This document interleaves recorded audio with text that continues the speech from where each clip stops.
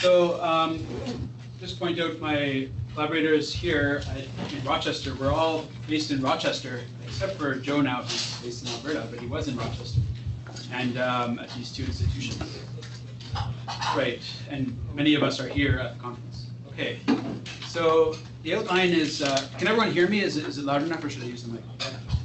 So why are we interested? Where do we want to go? What is the basic strategy? What is our progress so far? And how best to set up the problem? First of all, why are we interested? Well, a lot of this we've been over yesterday and today, but basically the transients, a lot of people are interested in transients, and we're going to hear about those in more detail. Certain types of stellar explosion, including the supernovae type 1a, which we'll be hearing more about again. Planetary nebulae, pre-planetary nebulae, especially the bipolar kind.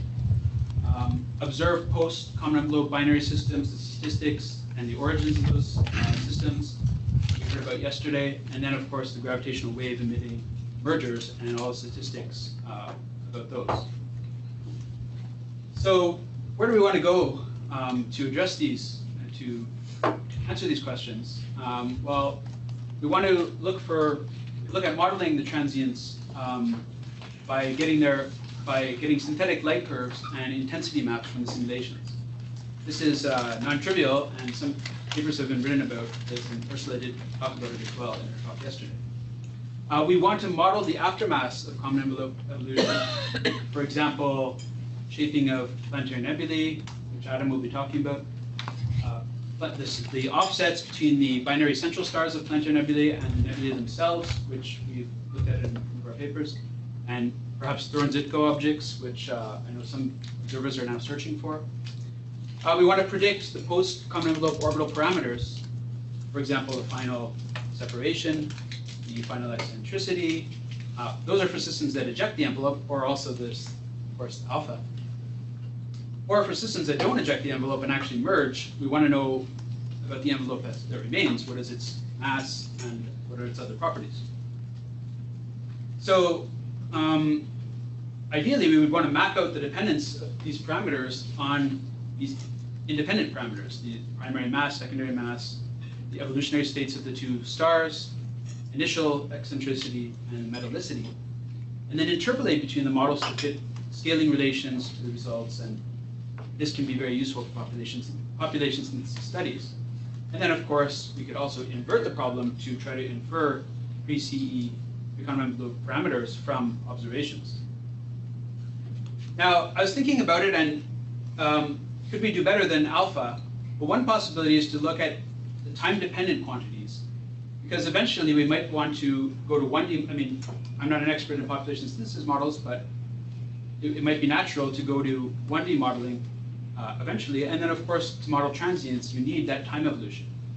So this is one possibility, is to make things time-dependent. So instead of basically the usual alpha would be like a mean value of this quantity, we're basically just taking those two, the left hand and the right hand side of the equation, but you're making them the rates instead, and then you divide them, you get like a time-dependent alpha. Or you could even separate it a bit differently, since we often use the total gas energy with all the terms, the potential and the kinetic and the internal, as our definition of whether the gas is unbound or not. Of course, that can also be questioned, but then you might want to separate these two sides of the equation differently, perhaps, and use something like this, which I put here as beta CE. So there are possibilities for looking at the time dependence.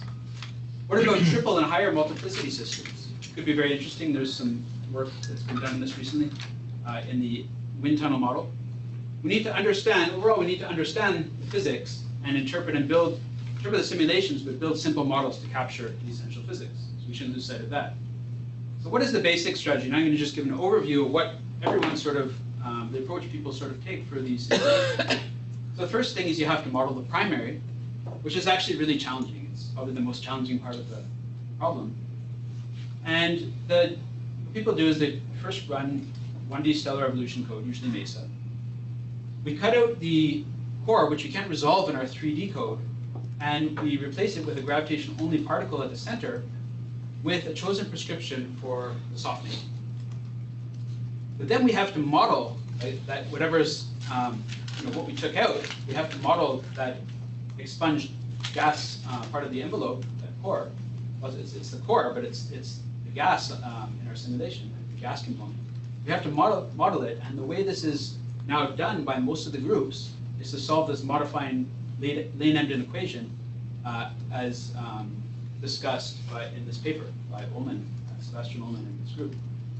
Then there's the question of what equation of state do we want to use. We use an ideal gas equation of state, but then it won't be, we won't be able to reproduce all the properties of the Mesa solution because, for example, if we choose to fit the density and the pressure, then we can match those, but then we won't be able to match the entropy gradient, and then the convective instability that should be there may not be seen. And there are issues like this. So some groups have moved to using the Mesa equation of state. Other groups are sticking for now with an ideal gas equation of state, adiabatic usually. We have to add an ambient medium, as was discussed in the last talk, and its pressure. What people do is they make its pressure comparable to the pressure at the primary surface to help stabilize the primary. So basically, what this does is it intercepts the surface of the primary at a certain pressure, such that you don't go. So it's like you're cutting off the very surface, so that those pressure gradients are smoothed over. So maybe we can improve on this, but that could be a point for the discussion.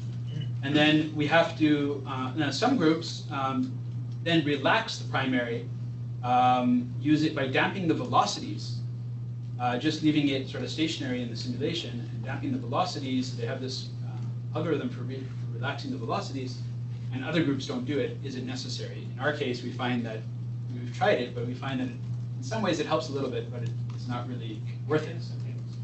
Sure. Trying to study stability of mass transfer, you need to know how the surface is responding.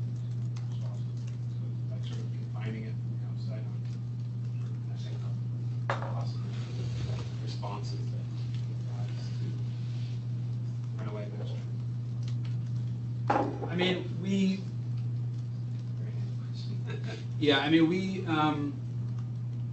we expect that I think the thing we have to do is to look at a convergence study. We have to try different ambient pressures and just see what difference it makes. I don't know if people have done that. I mean, I wouldn't expect it to make a big difference because at the surface, things are very low density. And so probably the surface, the mass loss wouldn't be affected very much by putting in that high pressure. But it's a good question. It should be tested. So then the next thing we have to do is to model the secondary, and we do it. We model it also as a gravitational only point particle.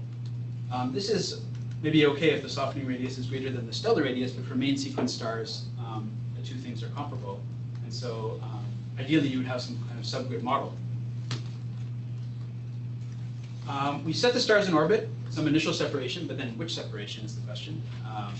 It's been argued that putting it at the Roche limit separation is more realistic. You get circumbinary torus that can be important to shape the common envelope outflow that happens subsequently. Is it important for the mass loss? Still not clear. We need to specify the rotation of the primary, but what exactly different groups specify, choose different rotations. We let the code do its thing. We have algorithms to determine where to concentrate the resolution, how to change the softening or smoothing length with time, if this is a good idea, not clear. And then the equation of state as well. So this is an example of one of our simulations in the co-rotating frame of the orbit of the particles. So the secondary is here at the center, and it's actually, it forms a trailing spiral pattern, but in this frame it's a leading spiral pattern because the gas lags the particles in their orbit. And we use, this particular simulation has a mass ratio of 1/2, so the secondary is half the mass of the primary, but it's more massive than the core of the primary. And we started at just above the surface of the primary, and we have 0 initial spin and 0 initial eccentricity. That's just an example, and this is the same simulation, but now in the box frame, so the center of mass frame. And you can see that what happens is that, I mean, what I'm showing here is the red corresponds to unbound stuff, where unbound is defined as total gas energy greater than 0, and the blue corresponds to bound stuff. And as the secondary comes in, it basically rips off material, and that stuff flows out, and then it eventually catches up to the tidal bulge, the posterior bulge of the primary, and basically runs into it, forming a shock.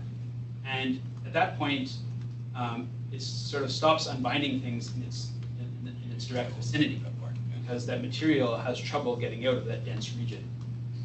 And so you end up with this dynamical plunge-in phase that precedes that. You end up with a lot of unbound mass, but then after that, it sort of tends to flatten off on all the simulations. So just to be on the same page, unbound defined as? So here it's defined as the total gas energy being positive, and total gas energy is all the terms. So like internal, bulk kinetic, potential, gas potential, gas. Including thermal energy. Yes, in this case it's. Right. But you wrote over there, it's the E kinetic, that's the potential gas, that's the total mechanical.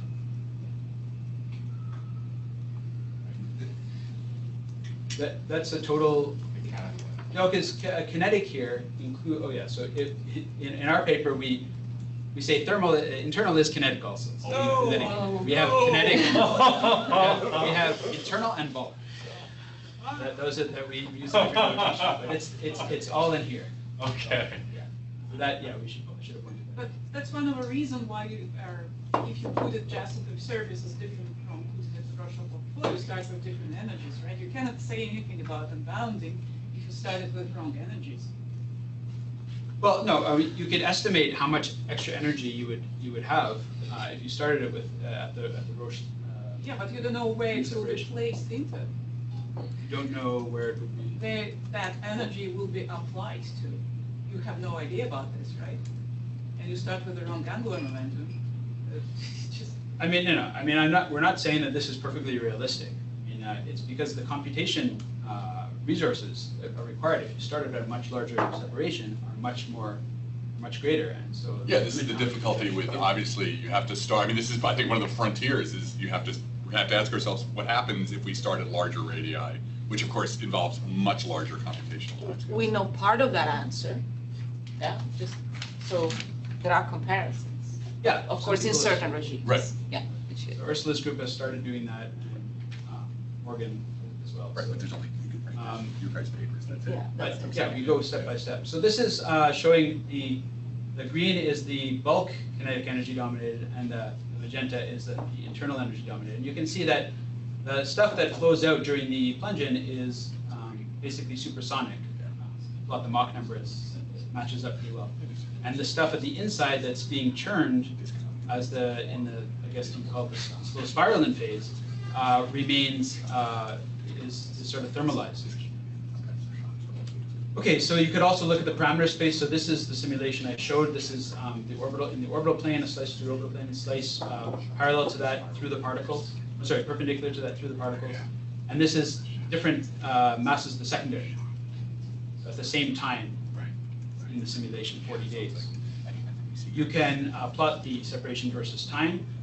You find that the smaller mass companions take longer to plunge in, but then they eventually go to smaller separation. And then you can plot the unbound mass by that same definition.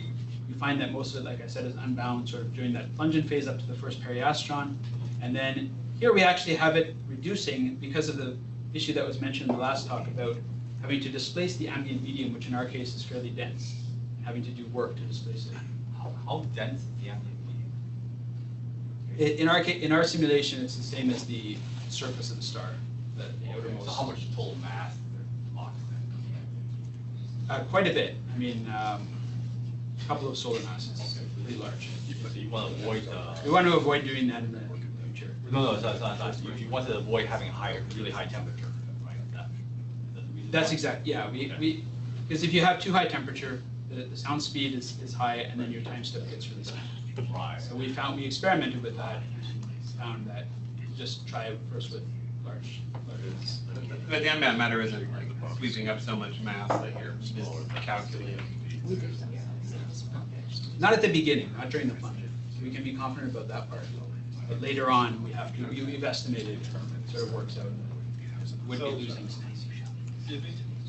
Can you explain why first maximizing the unbound mass, why does the unbound mass go down? Is that because of Yeah, the we box size, or is it like sweeping up mass or something? well, it's we try to explain this feature in our paper. It has to do with the way that mass that was just unbound runs into denser material and has trouble, and then because the energy is being transferred between the different forms, it's kind of complicated. Other simulations see this feature also, not all of them, but we do try to go through the details in our paper with the plots and so on.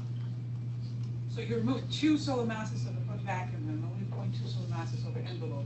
But if you put in all code vacuum, maybe you will be able to remove all 2.2 solar masses? I mean, 2 solar masses is a lot compared to the mass of the envelope.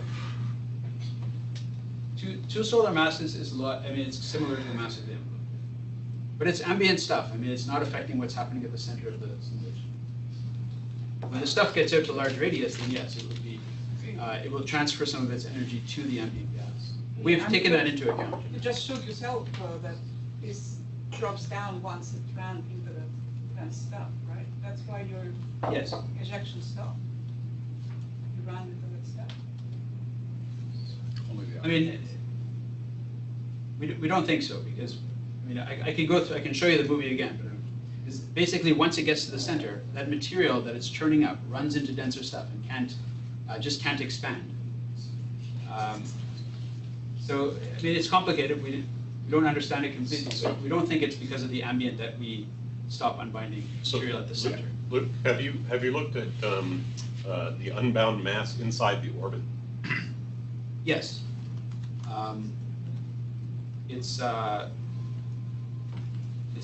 It's negligible. Oh, okay, all right. So it's the stuff that's being unbound is always outside. Almost always, 99%. So this is just showing that other groups get the same sort of behavior. All right, well, I've taken up a lot of time with that intro part. I just wanted to go through what the different groups have done.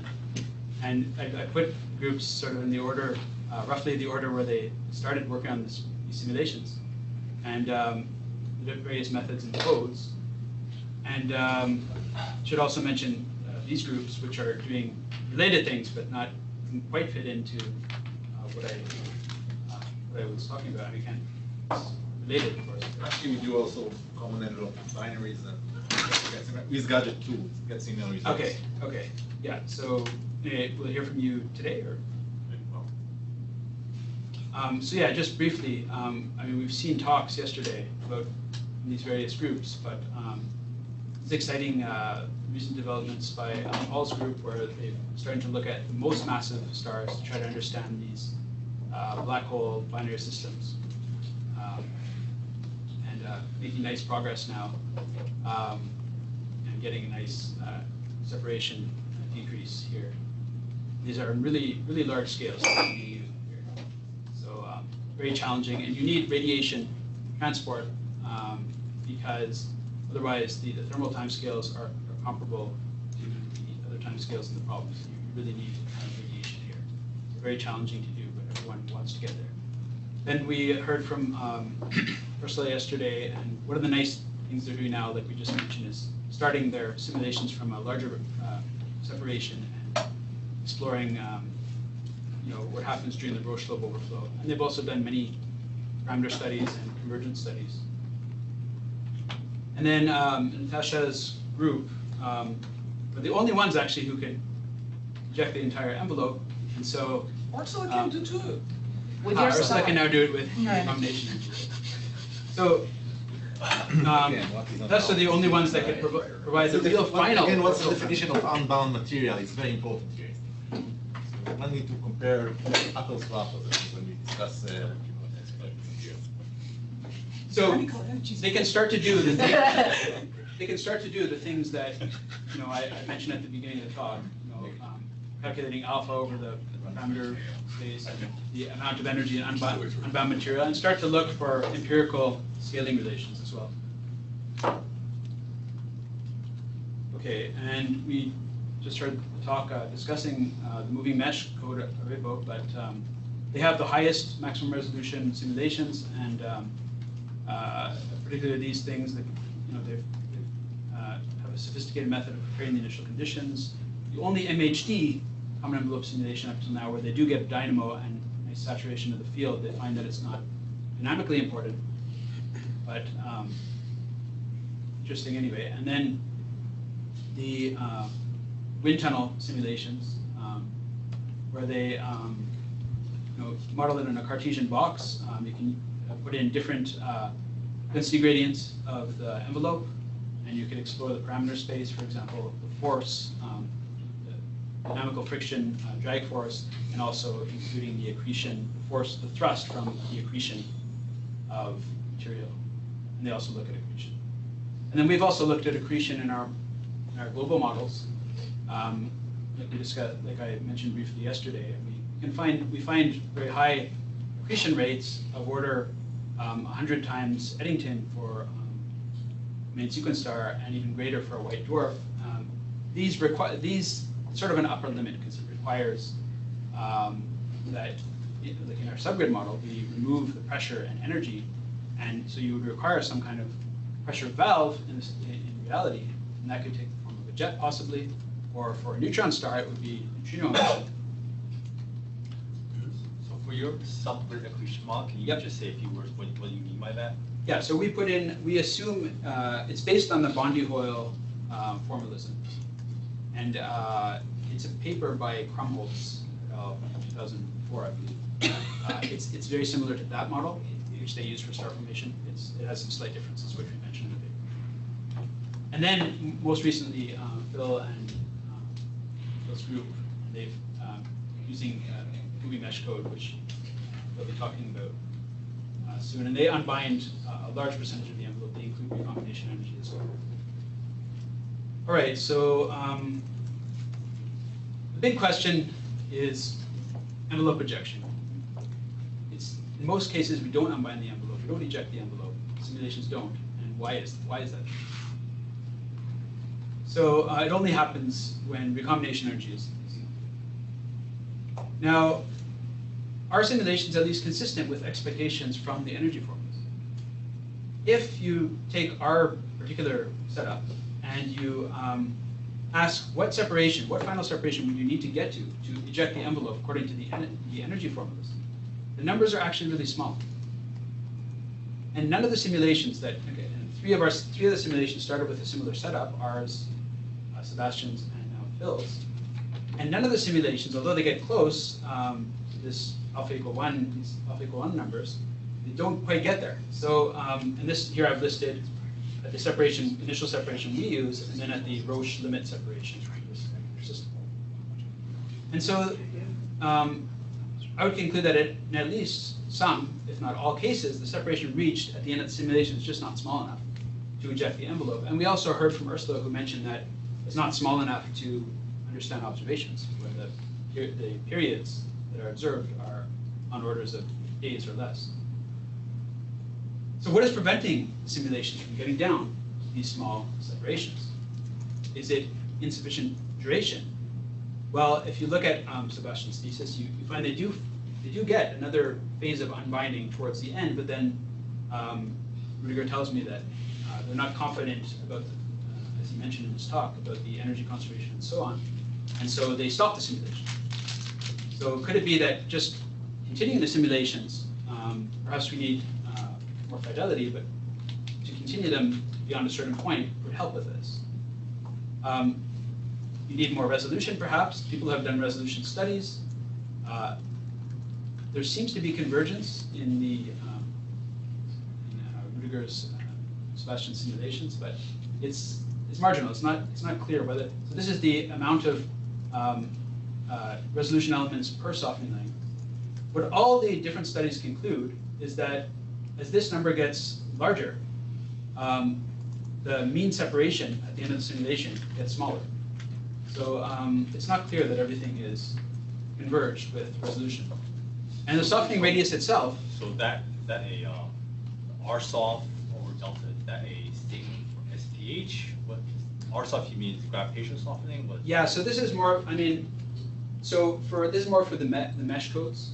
And then I also said number of particles. So if you look at the number, so I think it's this one, right? It looks at number of particles and varies the number of particles. And they also, I see. it's not quite converged. So either one. All right. Okay. It's not RSoft divided by delta. RSoft comma delta. Okay. No, it's divided by. It's like delta is the smallest resolution element, All right. the size of that, and R soft is the softening radius. So that number needs to be large. And then the softening radius itself affects the gravity, and hence the density distribution, and hence the orbit as well. So in our case, we did something cruder than what Sebastian's paper did. So we just have the softening radius at some point during the simulation. And this is a measure of the mass around the secondary within spheres of a given radius. And you see that it plateaus here, but then as soon as we reduce the softening radius, the gravity increases, and you get more mass accretion towards the secondary.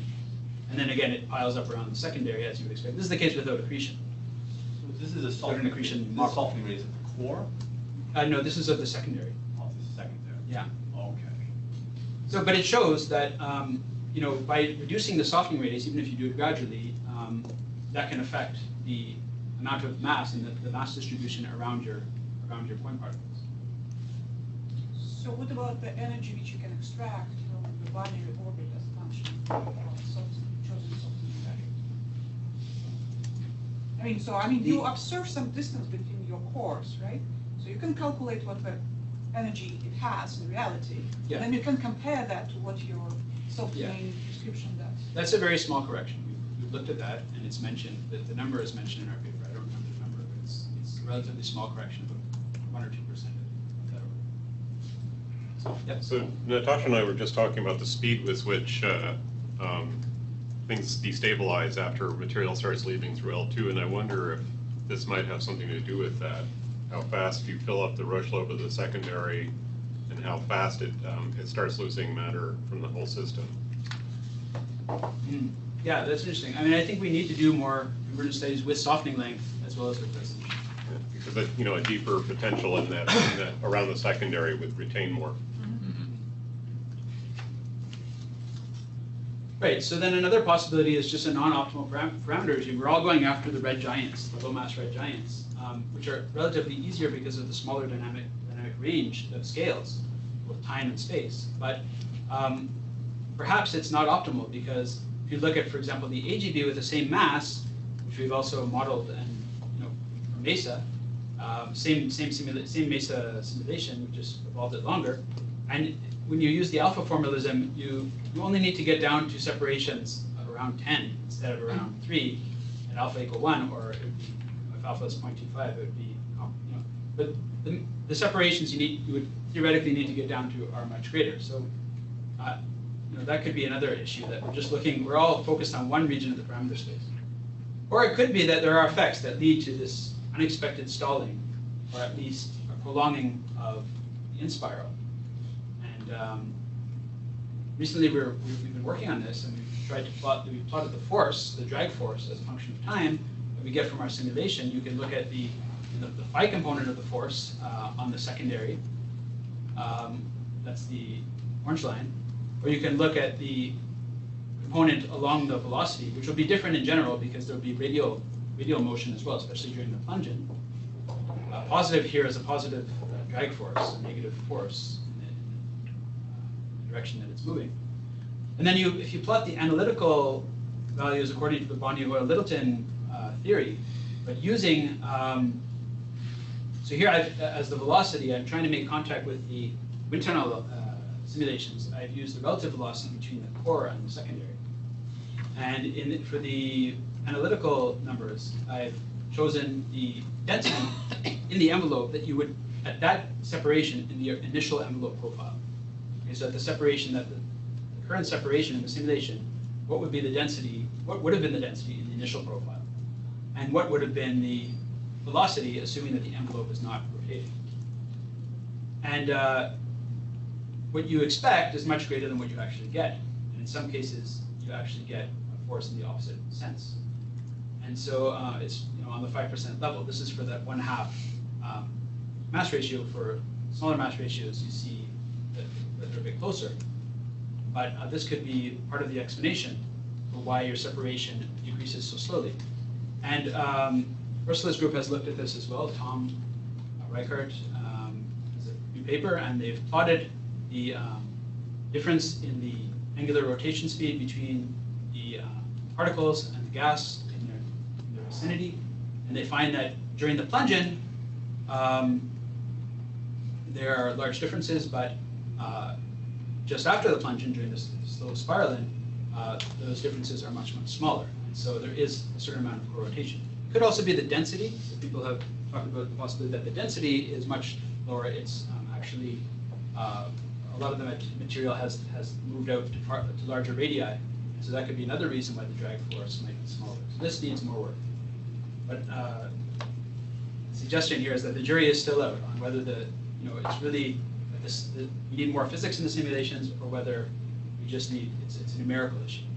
So, what am I doing for time? 8 minutes left, sorry.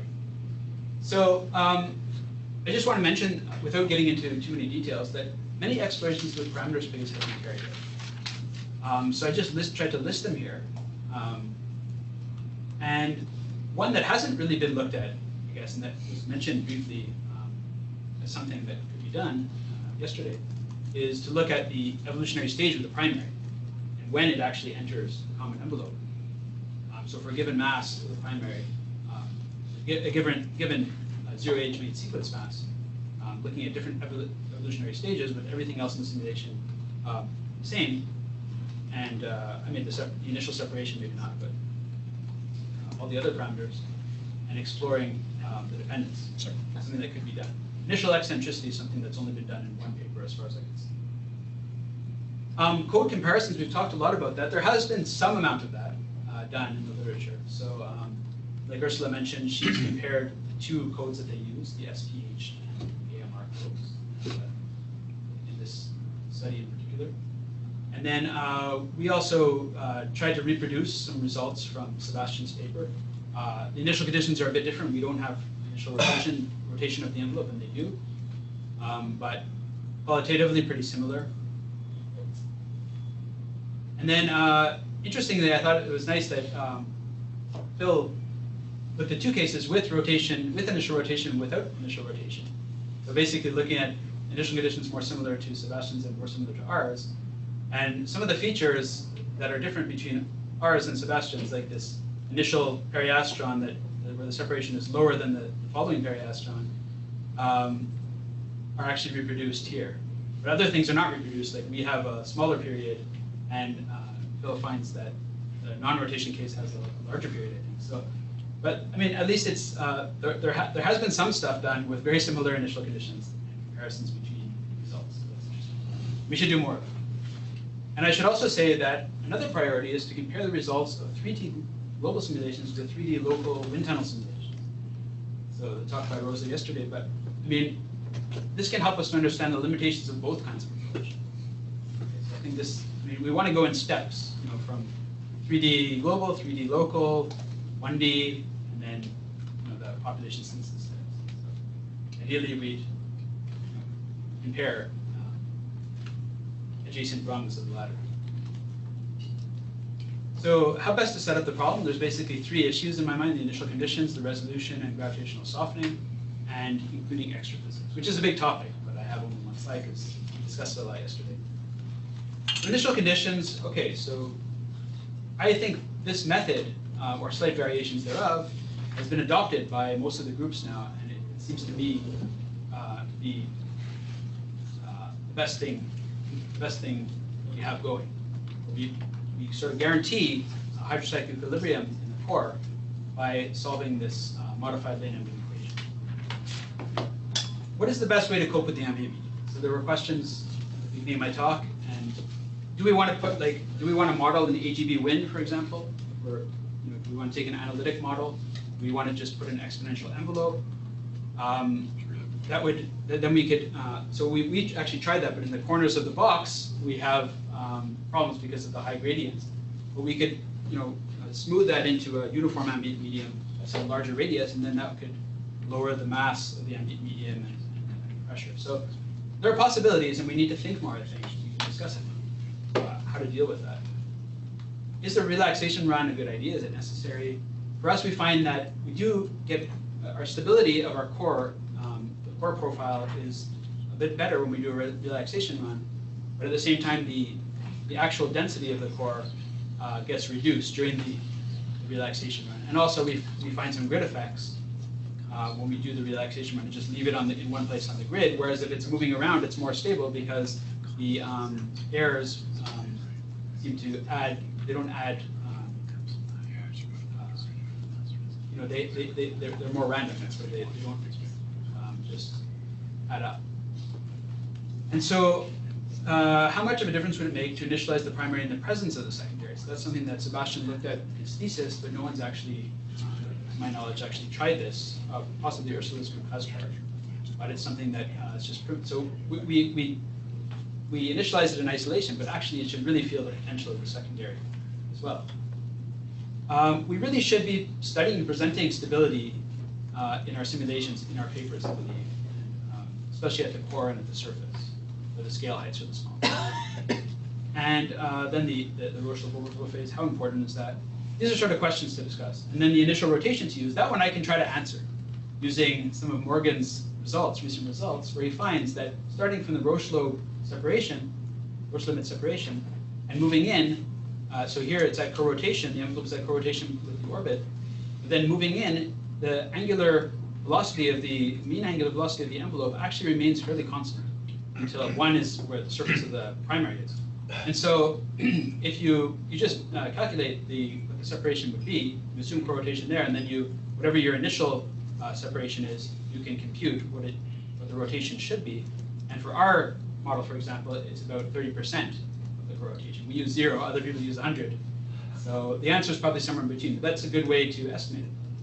And so all the codes have to consider what lowest base resolution to use, highest resolution, gravitational softening or smoothing lengths, how these quantities vary in space or between the particles, and how these quantities vary in time. That's basically what we need to figure out, and how do these things affect all the various quantities we're trying to measure. And then finally, the extra physics. So there's convection.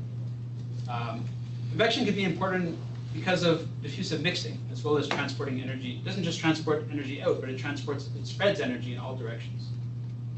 We don't know what effect that will have on the unbinding, but it's probably important. So that also would affect things like alpha. The radiative transfer and cooling, for modeling transients, this is crucial, as was discussed, the high mass regime, and again, the efficiency, like in Jason's talk. Recombination, a lot of talk about that. Still a question of viability in some people's minds, and then how to implement it. Accretion and jets, there are a lot of questions here, a lot of issues. We're just beginning to explore this, as are other groups. Will the companion mass decrease substantially? Will it aid in the unbinding of the envelope? Will it affect the shaping of the envelope and planetary nebulae? Will it help to explain the high momentum outflow seen in planetary nebulae that can't be explained very easily? Again, for transients, people are interested in jets. Accretion onto the primary core, so that's not only onto the companion, but onto the primary core after tidal shredding of the companion. This won't help to explain the small observed separations because you're taking the energy not from the orbital energy, but from the potential energy of the accretion energy onto the secondary, or onto the primary, but it could help to explain the unbinding. Dust, magnetic fields, how important are they really? Is this a priority for our simulations? It's not an energy source. You can convert kinetic energy to magnetic energy via a dynamo, but you're not going to get more energy out. And then nuclear energy, if the time scales are long enough, this could also be important. So I guess I could leave this up here and we could have the discussion. Thank you.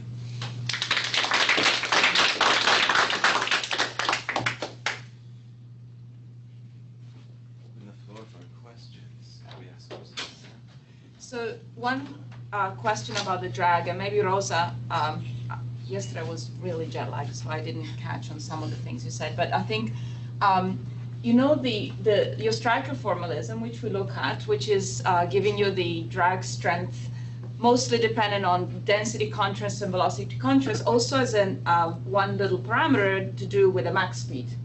Now, I look at what the max speeds are inside the simulations, and they vary quite a bit. If, for instance, if you use very low mass companions, your initial max speeds are highish, like 2 or 3, high for me, and then they go subsonic afterwards. If you have more massive companions, they tend to be around the sonic point or subsonic.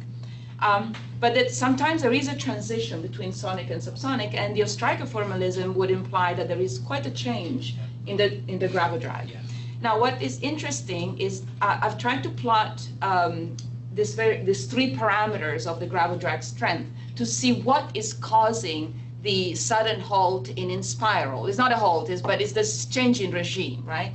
And the density and the velocity contrast, usually you can see some simulations there's more one and some simulations more the other.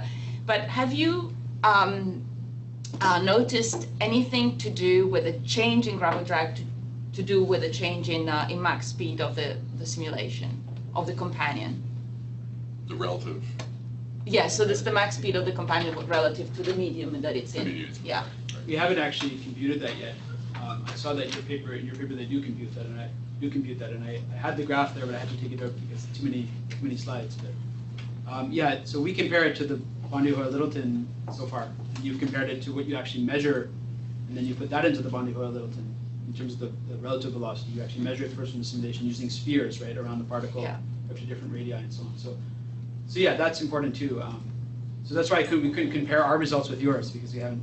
But we should do both. Because that pertains to the question is the gravidrag represented in the code right? Do you have a comment? Yeah, so I think there's a couple important things here. One is that if for whatever reason the relative motion between the object and the surrounding gas becomes subsonic, then at least in the context of a uniform medium, traveling in a straight line, there's in theory an opportunity for pressure to readjust the surrounding structure, and your drag, your dynamical friction disappears. Yeah.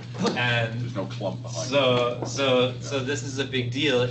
Whether the degree to which that exactly plays out in our circular orbits is somewhat less certain, I would say. So, so even the theory may not be applicable potentially. I think that's potentially true. And That's actually what we argued in the 2008. Exactly. So I think that as a second thing, that as one of those terms in that equation is a Coulomb logarithm, and that says what's your maximum length scale compared to your minimum length scale, at which you're forming some wake. And the maximum length scale is kind of the coherence length of the problem. It's like the separation of the binary. But the minimum length must be, if you just have a softened particle, that's your softening radius. And so I think that's why in this phase where your softened particle is like moving relative to gas, there's softening radius dependence.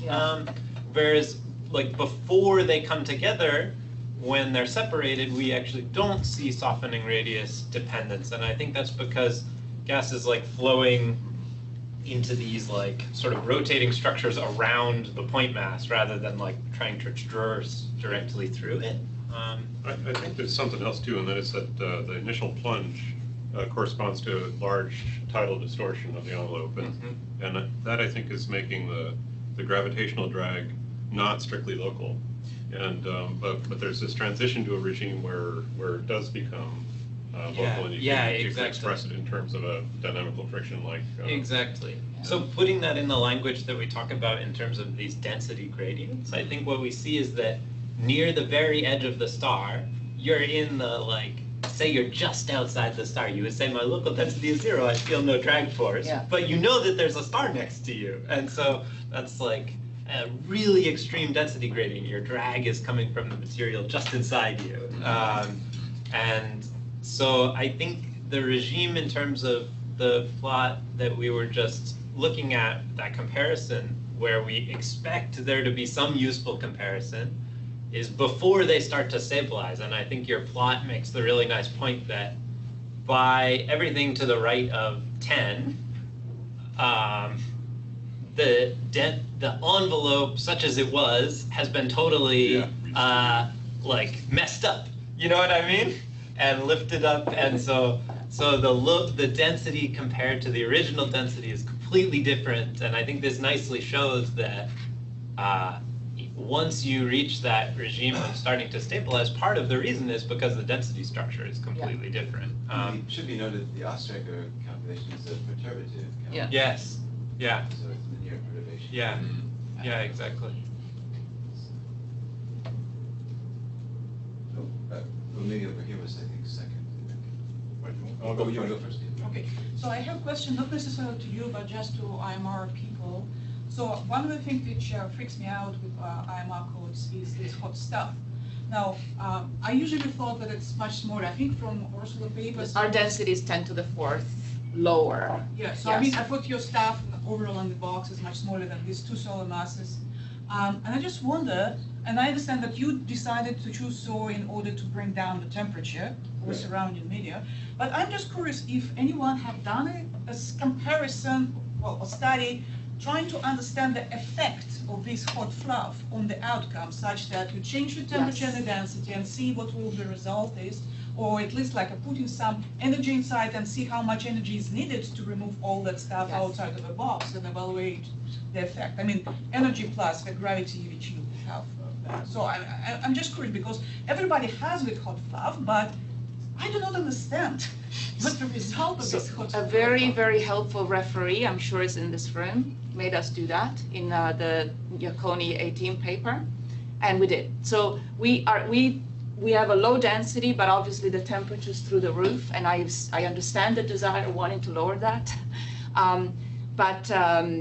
So that's our setup, and we found that for the boxes we used in AMR, in the grid calculations, the work needed to move or displace that fluff is negligible. But if you go to bigger boxes, so we made the box bigger, same simulation, then it starts to have an impact. And it's all tabulated in the Yaconi 18 paper.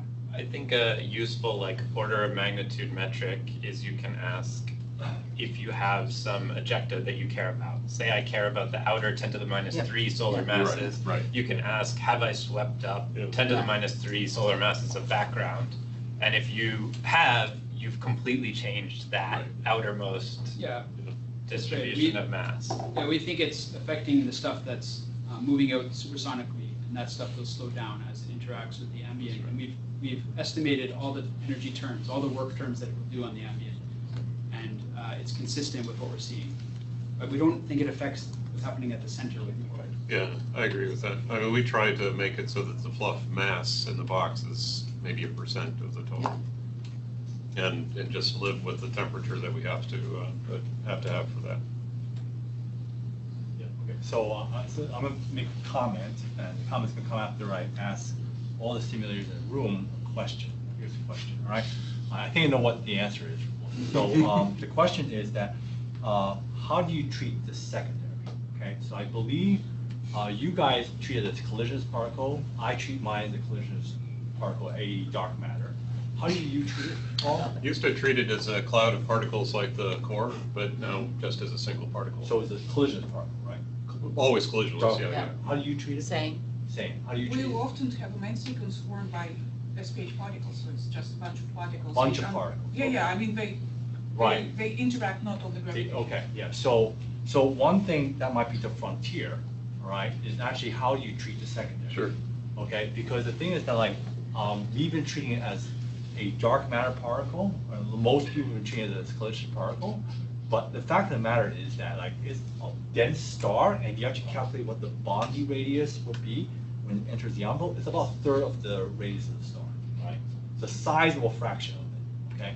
And so basically, it may not be correct to treat it as a collision particle. It may actually be better to treat it as a hard sphere going through the star. I think where you're saying it's a Down. third of the radius of the star. Okay. If the mass Right. ratio is 1:3, it's a third of the radius Yes. of the giant star. Oh, okay, yeah, It's sure. a sizable fraction. Otherwise, a secondary wouldn't be bound. You have to Right. get down to like a planetary mass before the geometric cross-section becomes really important. Yeah. That trade-off is like brown dwarfs, I Yeah. think, Yeah, for right. typical parameters. So, I mean, like, and that could be the difference basically between the fact that you are able to like eject a huge fraction in the envelope. No, I mean, so Because for that- most of the common envelope simulation, it wasn't the point particle, but for mergers, we use both, and in fact, it was. Oh, I see, you use a point particle, Point part- collisionless, It's. or SH particle? It's a it's not normal speed particle. It's Not- just wasn't that- gravitational. It's just, purely gravity, no pressure terms. Yeah. Oh, when you say point particle, I mean, we always have a size to the companion, even though it's collisionless. In fact, we Right, treat it the that's same right, way. that's right, as but, support. but the question is that, does it interact hydrodynamically Yeah. of the rest of the So gas? there is no hydro terms. No, for no, the we most don't, of the we don't do simulation. that. But So, Yeah, I think that's it it. may not be correct to treat that as a collision particle. So we It's cal- not correct. Well, we calculated that if you have a planetary mass companion, Yep, then the not the gravel drag, but the hydro drag matters, Right. particularly in the Layton spiral. yep, yep. But if you have anything more massive than that, like from 0.1, 0.15 above, then it doesn't matter, it's really low. So why do you say that? I don't quite understand, because like, Really if small. if it's a hard sphere. Compared to the- Yeah, but you can calculate the Stuff can come hydrodynamic in, drag. And then stuff will bounce off the surface. Yeah. So it acts like a boundary, so that will act as a hydro drag. But it's much lower than the gravitational drag if the mass is high enough. Okay. Just a point about that, which is also the idea of the subgrid models, right? I mean, so, we did, with the first paper, those two, with a subgrid model for accretion and not a subgrid model for accretion. Because really, if you don't have a model for subgrid accretion, what happens? Your material just, on the secondary, just, comes in towards the secondary and builds this sort of quasi-static atmosphere. And that has pressure in it. So, one of the reasons why now we're going back, we're trying to develop more intelligent subgrid models for this problem is most subgrid models have been built for star formation, where you pretty much have stuff, Bondi flow just screaming inward supersonically, and that's not what's happening here. So, what we found is when we put in the subgrid model, we may have been reducing too much pressure. We were sort of, the Krumholtz subgrid model sucks pressure out in a way that may not be physical. But if you don't have a subgrid model, now you got this big fluffy ball of gas that wants to accrete, but can't accrete. So I think there's a big issue sort of Krumholtz, that of needs course, to be is solved. designed in an environment where you have radiative losses. You have radiative losses, like an optically thin environment, Yeah. Right. star-forming region, whereas, that model has a way of radiatively losing that Right. extra pressure. Here, Right. you don't. You So, don't. unless you have neutrinos, as we've talked about. Yeah. You were. So I have a sort of a naive question. So if I understand correctly, the hot fluff, you care about it only when it's static, right? If you somehow have an outflow, you don't need the hot fluff. Once it blows away, yeah. What? Once it blows away, sure. Right. So only when it's static, you need the hot fluff to maintain static. Can you just say that the fluff is really dilute and cold, but just whenever you have an interface between some fluff, which is easy to identify, and something that is static by some criteria, saying that its difference in the primitive variables compared to its initial primitive is something, then okay, pick this fluff, when you just solve the Riemann problem, say, actually, you know what, put here something that's slightly more dense and hot, but only if the cell hasn't got any dynamics, which you can quantify by different primitives or something. Well, I think some kind of an Eulerian scheme that was fluff aware, or that vacuum aware, let's say. Fluff aware. Vacuum aware, would be kind of an interesting advance, and I think it would help for a lot of things. I've done something like that before, and it worked pretty well. I think, and then I decided that I cared a lot about that outermost skin that was actually doing the interaction, and that's the only place where you introduce any problems, is right at the juncture. Right. So I went in the direction of making a very, very low mass background instead, but I think in practice that worked well, and you just don't make your time step respect those outer zones, essentially, and you make sure you're not, doing it, you just reinforce that every step. Yeah. That worked particularly fine if you don't care about the outer stuff, essentially. early version of the repo also supported true vacuum. Yeah. So like they would just like solve the one of the side with vacuum, it would just solve the true Riemann problem for vacuum concept, right? Yeah. But in the end, we just completely remove this because you're always running into strange edge cases. Yeah. And so while it sounds philosophical, or it sounds interesting conceptually, I think it's very hard to get really run stably in actual simulations. You just completely gave up. That's probably especially true if you're doing a Cartesian mesh on that. I was going to thought I'd make a couple points that, along the the drag raised an interesting point that you had asked, Brian had asked about, physics that you can extract as a piece of the problem, and the drag is a good example. You do the wind tunnel simulation, which is not the complete environment, but you can do it at higher fidelity, for example. Get some principles, see how that applies or does not apply in the context of the actual simulation. Other things are the same way. Accretion, you have accretion simulations, which you can learn about. Then you have to take a kind of subgrid model that's based on higher fidelity, put it into the system. So that kind of approach in other subfields as well. So we have the kitchen sink simulations, but those are not the, you have to use pieces and then put them in the kitchen sink. Yeah. So you can't get everything from a kitchen sink simulation at the end of the day. The other thing I was going to say is just the standard, one wants to risk, Kepler versus Newton. I keep thinking that way. So, in the MRI subject, so the accretion disk simulation field, there's many simulations over decades, but it's not fed back into an improvement of, say, the Shakura-Sunayev basic model. So as an end-term product of all this, it'd be nice to gain principles that can feed back into a kind of either the alpha formalism for those customers, but one risks, if there's not a standardization and a standardization of a set of problems studied, kind of this kind of fragmentation, and we just have Keplers, not the general. That's Yeah.